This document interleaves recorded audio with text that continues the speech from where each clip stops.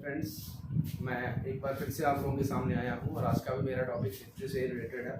आज हम बात करेंगे 1857 की क्रांति के बारे में, जिसे प्रथम स्वतंत्रता संग्राम की भी संज्ञा दी गई है। एक ऐसा संग्राम था जिसके कुछ तात्कालिक परिणाम तो नहीं हुए, लेकिन इसने आने वाले वर्षों में ब्रिटिश शासन के जो तौर तरीके थे उसको पूरी तरह बदल दिया और कहीं ना कहीं भारतीय लोगों में, जो असंगठित भारतीय थे, उनमें राष्ट्रीय चेतना का जागरण भी किया था। अब इसके बारे में डिस्कस करने से पहले मेरे जो पिछले वीडियो के 2 क्वेश्चन थे, मेरा पहला क्वेश्चन था कि धन निकासी पॉलिसी, जो ट्रेनिंग सिस्टम था, मनी ट्रेनिंग सिस्टम, इस बात को सबसे पहले ब्रिटेन के हाउस ऑफ कॉमन्स में किस भारतीय ने उठाया था? तो इसका जवाब है दादा भाई नौरोजी। और दूसरा मेरा था कि स्थायी बंदोबस्त, जो भूमि सुधार की एक व्यवस्था है, उसका कंसेप्ट सबसे पहले बंगाल में लागू करने के सबसे पहले जो कंसेप्ट था वो किसके दिमाग में आया था? तो वो थे फिलिप फ्रांसिस। अब हम बात करते हैं अपने आज के इस टॉपिक के बारे में, जो हमारा है 1857 की क्रांति, प्रथम स्वतंत्रता संग्राम। इसमें डिस्कस करने से पहले हम जान लेते हैं कि 1857 की जो क्रांति हुई थी, उस समय हम ब्रिटेन के लोगों के अंदर में थे, अंग्रेजों के अंडर में थे। तो उस समय ब्रिटेन का जो प्राइम मिनिस्टर हुआ करते थे वो थे पॉर्मस्टन। दूसरा था उस समय भारत में जो गवर्नर जनरल थे वो लॉर्ड कैनिंग थे।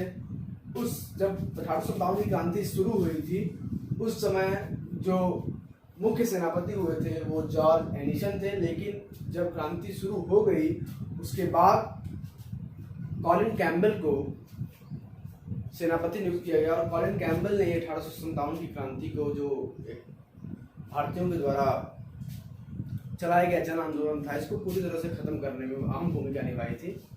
अब हम इसको डिस्कस करने से पहले इसको हम कई भागों में डिस्कस कर सकते हैं। सबसे पहले इसके स्वरूप के बारे में डिस्कस करेंगे। स्वरूप को लेकर भी बहुत सारे मतभेद हैं। फिर हम बात करेंगे कि क्या कारण थे, आखिर ये आंदोलन हुआ क्यों, फिर ये आंदोलन हुआ तो कैसे हुआ, किन किन स्थानों पर किन किन लोगों ने इस आंदोलन का नेतृत्व किया, फिर आखिर इतना बड़ा आंदोलन असफल कैसे रहा, इसके बारे में बात करेंगे। इस आंदोलन के परिणाम क्या निकले और इस आंदोलन का भारतीय इतिहास में महत्व क्या रहा, इसके बारे में हम डिस्कस करेंगे। लास्ट में हम महारानी विक्टोरिया के घोषणा पत्र के बारे में भी बात करेंगे।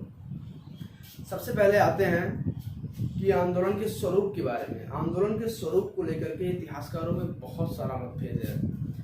बहुत सारे इतिहासकार जैसे सैनिक आंदोलन, बहुत सारे असैनिक, बहुत सारे तो राष्ट्रीय आंदोलन, कुछ इसे न तो सैनिक न असैनिक न राष्ट्रीय, सब कुछ अलग, सबके अलग अलग अपने मतभेद हैं। इसी क्रम में जॉन सीले और लॉरेंस की जो कमेटी थी, इसके जो विदेशी इतिहासकारों की कमेटी है, इसके साथ ही साथ बंदोपाध्याय और सर सैयद अहमद खान ने अपनी अपनी पुस्तकों में जिक्र किया कि यह एक सिर्फ सैनिक आंदोलन था, इसके इधर कुछ नहीं था। सर सैयद अहमद खान उस समय बिजनौर में एक पद पे आसीन थे और उन्होंने अपनी आंखों देखे जो बातें लिखी अपनी book an essay on the cause of Indian revolt 1860, उसमें उन्होंने लिखा कि ये सिर्फ एक सैनिक आंदोलन था, सैनिकों तक ही सीमित था। इसके इतर बहुत सारे इतिहासकार भारत के ऐसे भी हैं जो इसे राष्ट्रीय आंदोलन भी मानते हैं, राष्ट्रीय जनचेतना भी मानते हैं। इसके साथ ही साथ बहुत सारे ब्रिटिश के, फॉरेन के ऐसे भी इतिहासकार हैं जो ये मानते हैं कि ये एक धर्मांध लोगों के द्वारा ईसाई धर्म के खिलाफ चलाया गया एक प्रचार था। तो ऑब्वियस सी बात है कि ये कोई विदेशी बंदा ही ऐसी बातें लिख सकता है। तो इन लोगों ने अपने अपने विचार अलग अलग तरीके से पेश किए हैं, लेकिन ये चीज़ तो बिल्कुल ऑब्वियस है कि ये आंदोलन एक सैनिक आंदोलन नहीं होकर के जन आंदोलन था, एक राष्ट्रीय आंदोलन था, क्योंकि सैनिकों तक ही सीमित नहीं था। बहुत सारी जगहों पे ये लोगों के घरों में पहुंच चुका था। अवध, यूपी के बहुत सारे, मेरठ, बिजनौर, ऐसे बहुत सारे ऐसे क्षेत्र थे, बिहार के बहुत सारे क्षेत्र जहां पर घर घर में आंदोलन पहुंच चुका था। लगभग हर एक घर से 1857 की क्रांति में लोगों ने भाग लिया था। तो ये एक जनसमूह का आंदोलन था। हालांकि भारत के बहुत सारे पार्ट इससे अछूते भी रहे थे। इसी क्रम में हम बात करेंगे कि 1857 की क्रांति से रिलेटेड एक स्टेटमेंट ब्रिटेन की पार्लियामेंट में, जब ब्रिटेन के एक सांसद जो थे बेंजामिन डिज़ायराइली, उन्होंने एक स्टेटमेंट दिया था कि 1857 की जो क्रांति थी वो एक सैनिक क्रांति ना होकर के एक जन समूह के द्वारा ब्रिटिश शासन के खिलाफ उठाया गया एक कदम था, इसलिए इसे हम एक सैनिक क्रांति नहीं कह सकते हैं। इसी क्रम में हम बात करेंगे तो एसएन सेन, जिन्हें भारत की आज़ादी के बाद भारतीय इतिहासकार नियुक्त किया गया और उन्हें 1857 क्रांति पे एक बुक लिखने के लिए कहा गया, और उन्होंने एक बुक लिखी 1857, जिसमें उन्होंने कहा था कि यह एक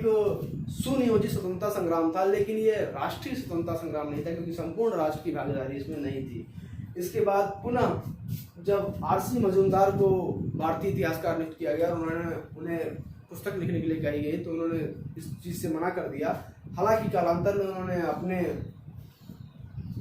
सरकार से हटने के बाद उन्होंने एक पुस्तक भी लिखा था। उनकी पुस्तक का नाम था British paramountcy and Indian renaissance part 1। इसमें उन्होंने कहा कि एक ऐसा आंदोलन जिसे स्वतंत्रता संग्राम की संज्ञा दी गई, वो न तो कोई सैनिक आंदोलन था और न ही कोई राष्ट्रीय आंदोलन था। वो इस बात से बिल्कुल ही अलग अपनी एक मत को स्पष्ट करते हैं। इसी क्रम में हम बात करेंगे शशि भूषण, एक इतिहासकार के बारे में। उन्होंने अपना कंसेप्ट लिखा और उन्होंने कहा कि ये सैनिक और जन दोनों आंदोलन था, ये दोनों का एक मिश्रण था 1857 की क्रांति। इसी क्रम में जब बहादुर शाह जफर के मुकदमे का जो जज हुआ करते थे उस टाइम, वो मेजर हैरियट, उन्होंने एक अपना वक्तव्य दिया था। उन्होंने कहा था कि प्रारंभ में तो यह आंदोलन केवल सैनिकों तक सीमित था, लेकिन कालांतर में इस आंदोलन की शाखाएं राज परिवारों और शहरों में फैल चुकी थी। अब इतिहासकारों के तमाम अलग अलग कथन हैं, हालांकि ये बात बिल्कुल स्पष्ट है कि ये आंदोलन भारत के कुछ हिस्सों में जन आंदोलन था, कुछ हिस्सों में सैनिक आंदोलन था, और भारत के कुछ हिस्से ऐसे भी थे जो इस आंदोलन से अछूते रहे, जिसमें मद्रास एक ऐसा हिस्सा था जो बिल्कुल अछूता रहा इस आंदोलन से। बॉम्बे और उसके अन्य आसपास के समीपवर्ती इलाकों में यह आंदोलन बहुत छिटपुट रूप में पाया गया, बहुत बृहद रूप नहीं ले सका था। इसके सफलता में ये भी एक कारण था। अब हम बात करते हैं कारण क्या थे कि ये क्रांति हुई। तो सबसे पहले बात करते हैं हम राजनीतिक कारण के बारे में। राजनीतिक कारण को डिस्कस करेंगे तो हम बात करते हैं कि मुगलों के बारे में। तो मुगल जो थे वो 1803 से ही अंग्रेजों के संरक्षण में चले गए थे। अंग्रेजों का संरक्षण उन्हें प्राप्त था और वो अंग्रेजों को एक वफादार नौकर करके पुकारा करते थे। बाद में जब अंग्रेजी कमांडर्स आए, जिसमें एम्स हर्ट एंड ऑकलैंड नाम के दो कमांडर की महत्वपूर्ण भूमिका थी। एम्स हर्ट ने बादशाह के आने पर उनकी नज़र में खड़े होने को बिल्कुल इस बात का विरोध जताया। ऑकलैंड ने भी बादशाह के बहुत सारे ऐसे केसेस थे जिसमें उन्होंने सीधा हस्तक्षेप किया। डलहौजी ने बादशाह के फरमानों का बिल्कुल निरादर किया। इसी क्रम में अवध के नवाब वाजिद अली शाह को उसके पद से अपदस्थ करके और अवध को चीफ कमिश्नरी के एरिया में डाल दिया गया और वहाँ का चीफ कमिश्नर जो है वो बनाया गया हेनरी लॉरेंस को। हेनरी लॉरेंस वहाँ का चीफ कमिश्नर बना और वाजिद अली शाह को उनके पद से अपदस्थ कर दिया गया। हालांकि पूरे देश में ये बात बिल्कुल अच्छी तरह से व्याप्त थी कि मोहम्मद वाजिद अली शाह अंग्रेजों के सबसे खास थे, फिर भी उनको उनके पद से हटा करके और उनके क्षेत्र पर अधिग्रहण कर लिया गया, जिससे अन्य भारतीय राजाओं और उसके साथ ही साथ भारतीय लोगों में अंग्रेजों के प्रति रोष उत्पन्न हुआ। इसी क्रम में हम बात करते हैं 1854 में जब लॉर्ड डलहौजी ने मुंबई में एक ईमान कमीशन बुलवाया और उसमें उन्होंने जितने जमींदार थे उन जमींदारों की जांच कराई। जमींदारों की जांच में उन्होंने 35,000 जमींदारों की जांच कराई थी, जिसमें से 22,000 जमींदारों की जमींदारी जब्त कर ली गई थी, जिससे जमींदार का एक बहुत बड़ा समूह भी अंग्रेजों के विरुद्ध हो गया था। अब बात करते हैं आर्थिक कारण। आर्थिक रूप से भारत को लोगों को हमेशा से अंग्रेजों ने प्रताड़ित किया था। बहुतायत कर लगा करके, उनके उद्योग धंधों को नष्ट करके, किसान और मजदूरों का शोषण करके उन्होंने आर्थिक रूप से भारत के लोगों को प्रताड़ित किया। और इसी क्रम में जब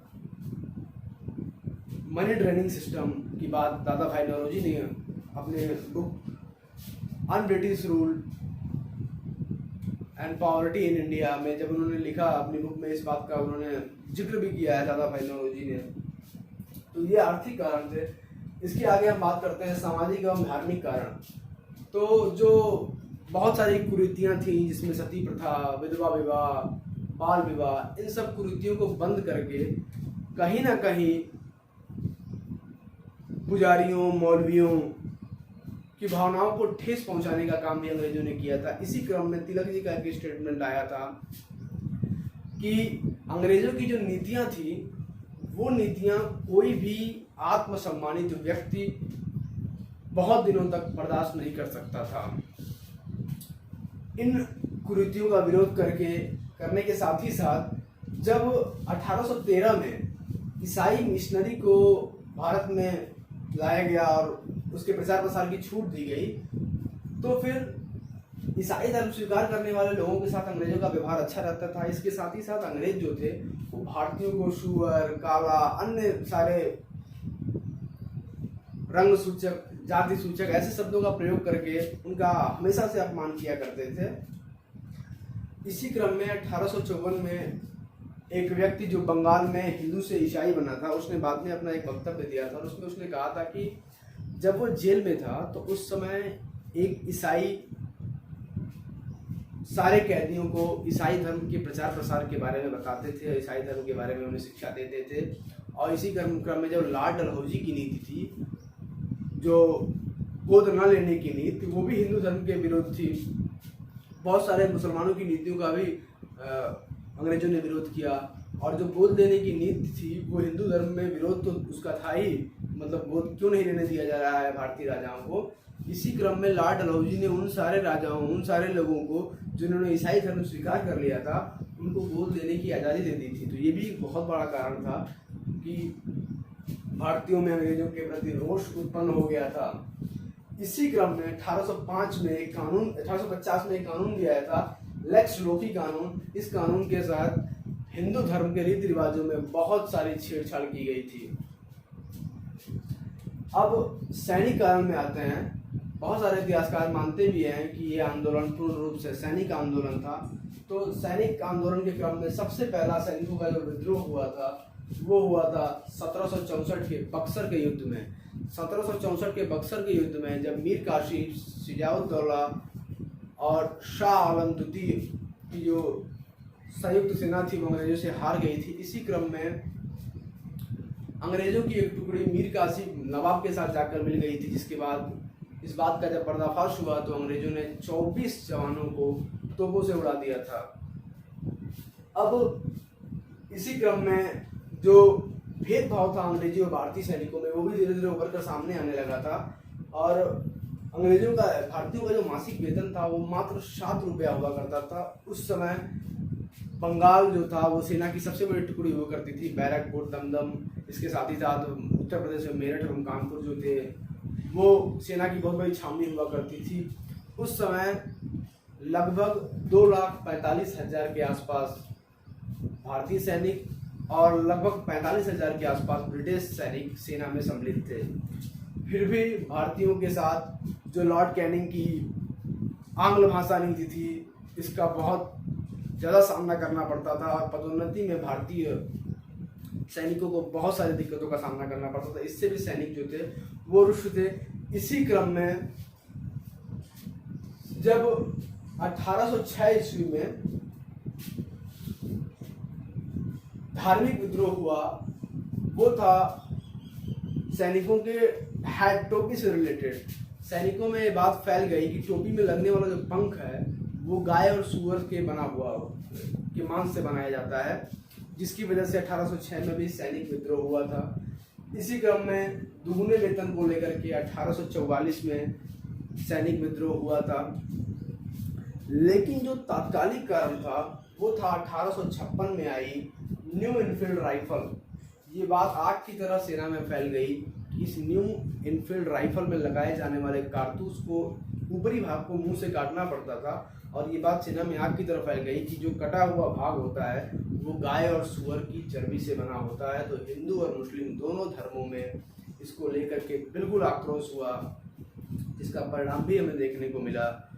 और विद्रोह 29 मार्च 1857 को मंगल पांडे ने सबसे पहले बैरकपुर की छावनी में किया और उन्होंने अपने कमांडर जनरल बाग की हत्या की, जिसके बाद उन्हें 8 अप्रैल 1857 को फांसी दे दी गई।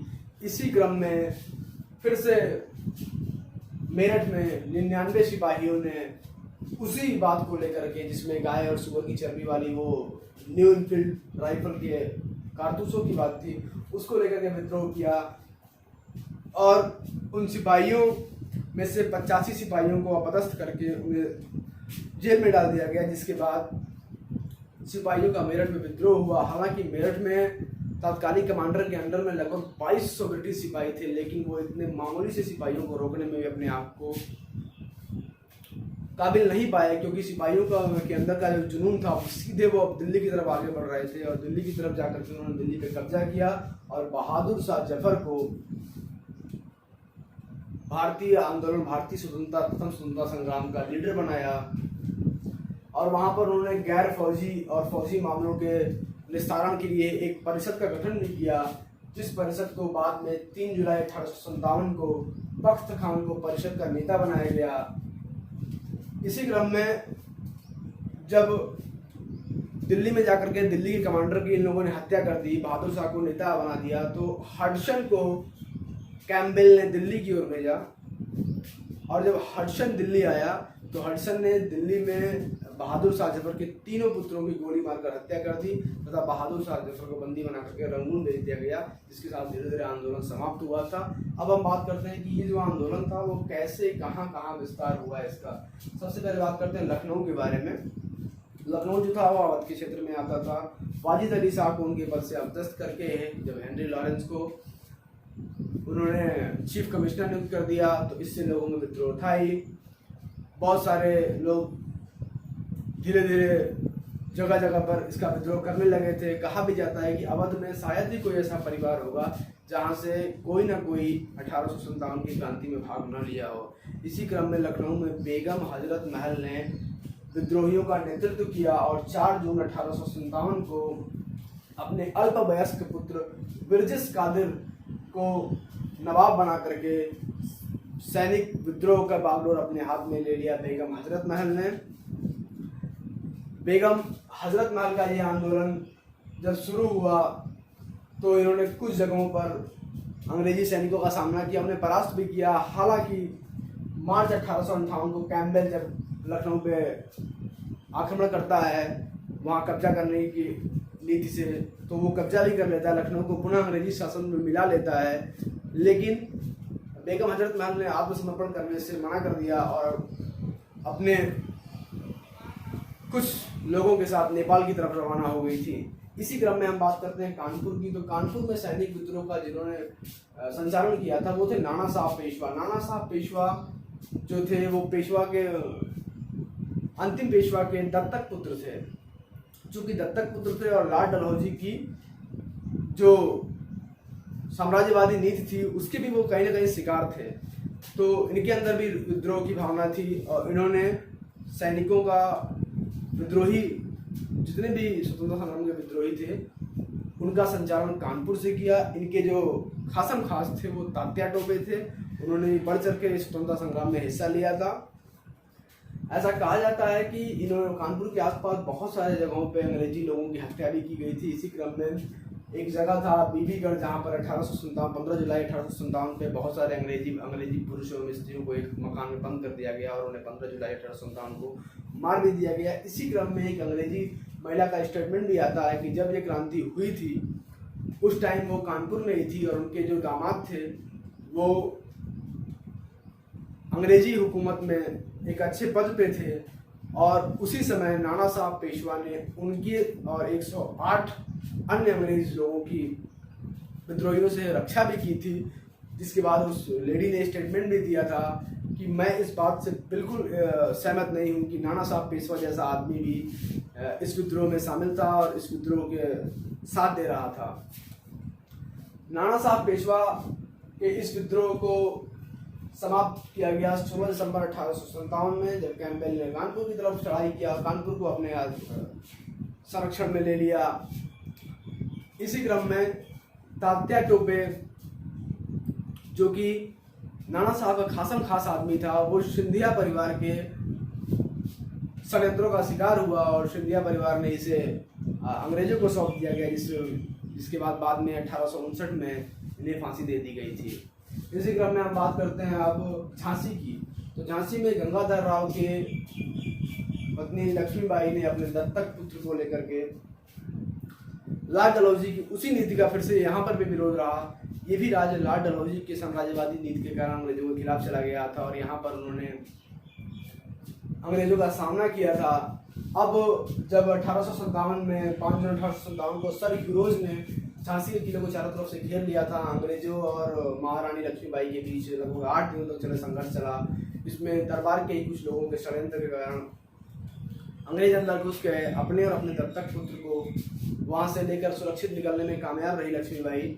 उसके बाद पुनः उन्होंने ग्वालियर की तरफ कूच किया। ग्वालियर का राजा सिंधिया अंग्रेजों का बहुत बड़ा शुभचिंतक था। हालांकि जो उसकी सेना थी वो विद्रोहियों के साथ खड़ी थी। इस तरह से उन्होंने ग्वालियर पर कब्जा किया। बाद में नाना साहब की सेना और इनकी विद्रोहियों के साथ जितनी भी सेनाएं थी उसका संयुक्त युद्ध हुआ था और मार्च 1858 को ह्यूरोज ने झांसी के किले को जीत दिया और रानी लक्ष्मीबाई वीरगति को प्राप्त हो गई थी। अब बात करते हैं बिहार का। तो बिहार में जो नेतृत्व था, बिहार में जो विद्रोही थे उनका नेतृत्व कुंवर सिंह ने किया था और जितने भी विद्रोही थे उन विद्रोहियों में कुंवर सिंह ही एक ऐसे विद्रोही थे जिन्होंने बार बार अंग्रेजी सेना को पराजित भी किया था।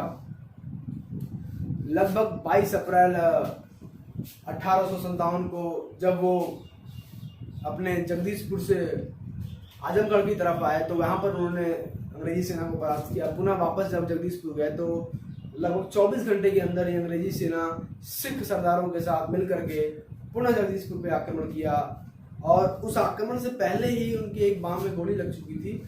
हालांकि उन्होंने अपना भुजा अपने ही हाथ से काट दिया था और इस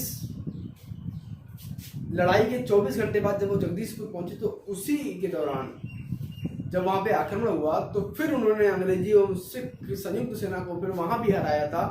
हालांकि उसके 3 दिन के बाद अपने ही शरीर में आए तमाम चोटों के कारण उनकी मृत्यु हो गई थी। बाद में उनके छोटे भाई ने आंदोलन को नेतृत्व भी किया, लेकिन कैम्पबेल के शानदार रणनीति का शिकार वो भी हुए और कैम्पबेल ने बिहार में हो रहे आंदोलनों को भी धीरे धीरे दबा दिया। आंदोलन धीरे धीरे इलाहाबाद, कुछ उड़ीसा के कुछ क्षेत्रों में पहुंचा, बंगाल के कुछ क्षेत्रों में था, गोरखपुर के साथ साथ राजस्थान के कुछ क्षेत्रों तक ये आंदोलन चला था। बहुत सारे क्षेत्र इससे अछूते भी रहे थे, जिसमें बहुत सारा दक्षिण भारत के बहुत सारे क्षेत्र इससे अछूते रहे थे। दक्षिण भारत के लोगों ने इनका साथ भी नहीं दिया था। अब हम बात करते हैं ना इसकी असफलता के कारण, इसमें सब कुछ आएगा। तो सबसे पहला कारण था सीमित स्वरूप। जो आंदोलन था उसका स्वरूप बहुत सीमित था। उत्तर प्रदेश और उसके आसपास के इलाकों में आंदोलन ने व्यापक रूप तो लिया था, लेकिन बंगाल, महाराष्ट्र के साथ साथ दक्षिण भारत पूर्ण रूप से इससे अछूता रहा था। मद्रास और बॉम्बे में तो लोग दुआएं मांग रहे थे कि अंग्रेजों की जीत हो और विद्रोही हार जाए। पंजाब के सेना की टुकड़ियों ने अंग्रेजों का साथ दे दिया था। मैंने पहले ही बताया था कि जगदीशपुर में पंजाब की सेना की टुकड़ी को लेकर के और अंग्रेजों ने आंदोलन को दबाया था। अंग्रेजों ने मद्रास और पंजाब के लोगों में ये बात धीरे से मन में उनके डाल दी, ये बात आग की तरफ फैला दी कि जैसे आंदोलनकारी अगर जीत जाते हैं तो पंजाब और मद्रास के लोगों के साथ जो मुगल बादशाहों का दुर्व्यवहार रहा है वो बरकरार रहेगा, क्योंकि एक मुगल बादशाह को ही स्वतंत्रता संग्राम का लीडर चुना गया था। अब बात करते हैं दूसरा कारण था, वो था जितने भी राजा और सामंत थे उन्होंने गद्दारी की थी। बहुत सारे राजा और सामंत ऐसे थे जो अंग्रेजों को खुशामद करने में लगे रहे, जिसमें प्रमुख लोगों में सिंधिया परिवार जो हमेशा अंग्रेजों को खुशामद करने में लगा रहा और इन्हीं के षड्यंत्रों का कारण तात्या टोपे जैसे क्रांतिकारी अंग्रेजों के हाथ चले गए। नाना साहब और रानी लक्ष्मीबाई जैसे क्रांतिकारी वीरगति को प्राप्त हो गए। अब अगला कारण था वो था योग्य नेतृत्व का अभाव। योग्य नेतृत्व का कहीं ना कहीं अभाव तो था ही, क्योंकि 80 साल का एक मुगल बादशाह जो कि सेना का नेतृत्व कर रहा था और अपने ही दिल्ली को वो अंग्रेजों के हाथों से नहीं बचा पाया था, तो ये कहीं ना कहीं योग्य नेतृत्व का ही अभाव था। और अंग्रेजी सैनिकों के पास एक से एक योग्य सेनापति, योग्य कमांडर थे। संगठन का अभाव था। जो आंदोलन था वो पूर्व नियोजित समय से पहले स्टार्ट हो गया, तो संगठन जो था इसका भी लोगों में अभाव था। लोगों ने अपने अपने तरीके से, अपने जहाँ जिस तरीके से उचित समझा अंग्रेजों का विरोध किया। ये भी चीज़ एक बहुत बड़ा कारण रहा कि ये आंदोलन पूर्ण रूप से सफल नहीं हो पाया। उद्देश्य का भी अभाव था। सैनिक अपने कारतूस को लेकर विद्रोह कर रहे थे। यूपी और अवध के लोग अपने नवाब को हटाए जाने को लेकर विरोध कर रहे थे। तो एक सुनियोजित उद्देश्य भी उनके पास नहीं था कि आखिर हम लड़ क्यों रहे हैं, किस बात का हम विरोध कर रहे हैं, इसका भी कोई क्लियर कंसेप्ट उस विद्रोह में दिखता नहीं है। ये भी एक बहुत बड़ा कारण रहा सफलता का। साधनों की कमी तो थी ऑब्वियसली। जो अंग्रेजों के पास जो साधन थे, जितने आधुनिक हथियार थे, वो कहीं ना कहीं उत्कृष्ट थे हमारे क्रांतिकारियों के मुकाबले। इसके साथ ही साथ शिक्षित वर्ग का साथ न देना। जितने भी शिक्षित वर्ग थे उन्होंने अंग्रेजों को खुशामद करने में अपनी पूरी ताकत झोंकी। वे चाहते थे कि विद्रोहियों का दमन हो, अंग्रेज इस देश पे शासन करें। कृषक वर्ग की अवहेलना। क्रांतिकारियों ने इसे जन आंदोलन बनाने की काम तो किया, लेकिन किसानों तक ये आंदोलन नहीं पहुंचा। किसानों से आंदोलन जो है पूर्ण रूप से अछूता रहा था, जो भी एक बहुत बड़ा कारण रहा आंदोलन के असफल होने में, क्योंकि भारत के बहुतायत जनसंख्या उस समय किसान हुआ करती थी। अब हम बात करते हैं कि विद्रोह का महत्व क्या रहा था। विद्रोह का तात्कालिक कुछ परिणाम तो खास निकला नहीं, लेकिन दूरगामी परिणाम तो हुए ही। भारत के लोगों को ये समझ में आ गया था कि अब संगठित हुए बिना और अंग्रेजी सरकार का एक विरोध किए बिना, संगठित विरोध किए बिना अंग्रेजों को हम इस देश से हटा नहीं सकते हैं। और उस दूसरी तरफ अंग्रेजों में धीरे धीरे लगने लगा रहा कि कंपनी के शासन से कुछ हो नहीं सकता। संवैधानिक तरीके से धीरे धीरे भारत में राज किया जा सकता है। अब बात करते हैं कि इसके परिणाम क्या हुए थे। सबसे पहला परिणाम कि मुगल साम्राज्य इस क्रांति के बाद पूरी तरह से खत्म हो गया था। विक्टोरिया का घोषणा पत्र आया था। इस घोषणा पत्र की सबसे बड़ी बात क्या थी कि कंपनी का शासन जो है भारत में खत्म हो गया था और भारतीय गवर्नर जनरल को वायसराय कहा जाने लगा था।